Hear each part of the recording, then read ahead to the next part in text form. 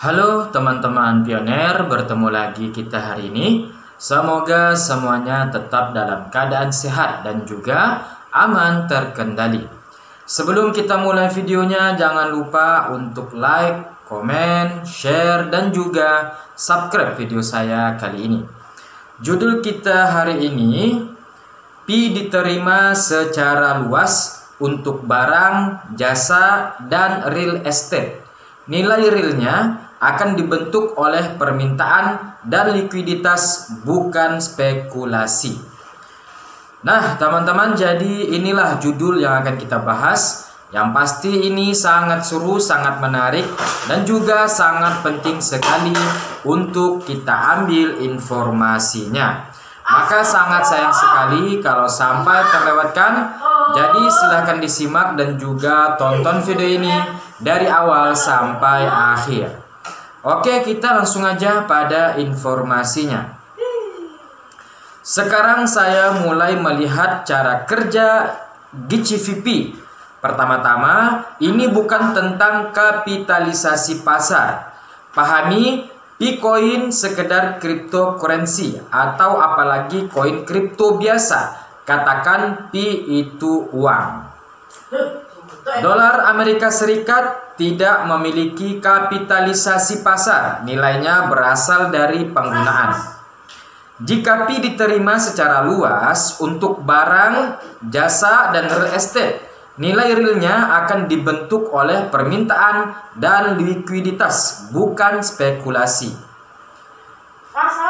Jika kita melihat Pi sebagai uang, bukan sekedar mata uang kripto lainnya, maka konsep nilai konsensus global atau yang kita kenal dengan GCV sebesar 314.159 dolar lebih masuk akal, bukan sebagai harga pasar spekulatif, tetapi sebagai satuan ukuran nilai dalam suatu perekonomian.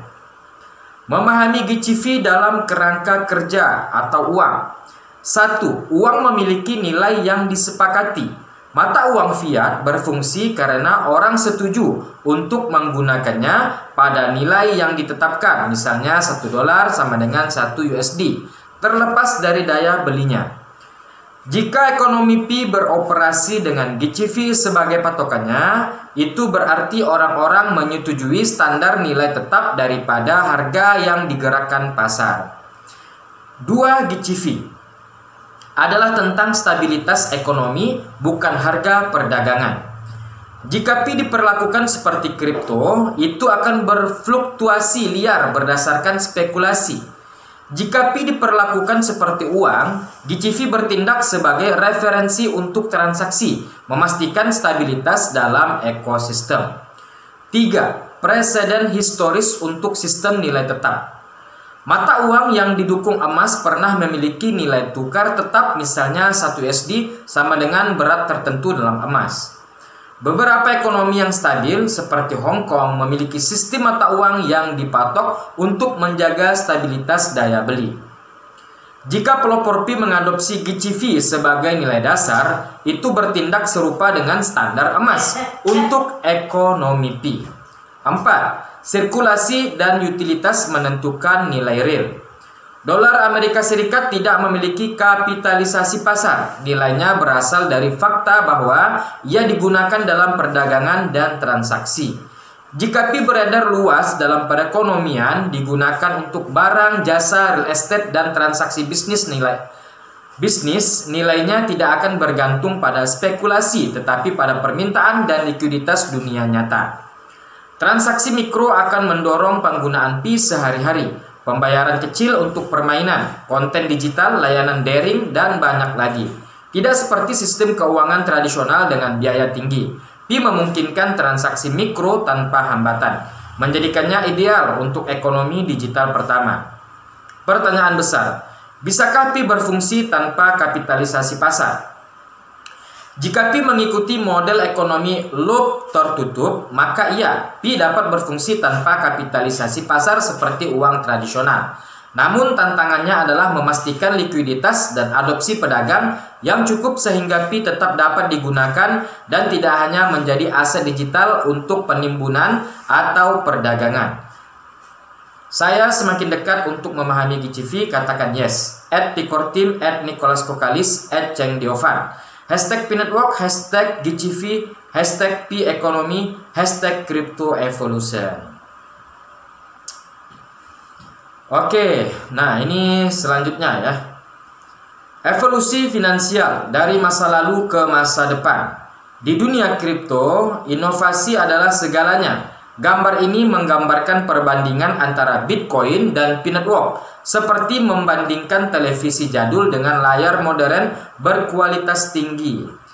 BTC pelopor pertama, kuat tapi terbatas dalam stabilitas dan penggunaan sehari-hari.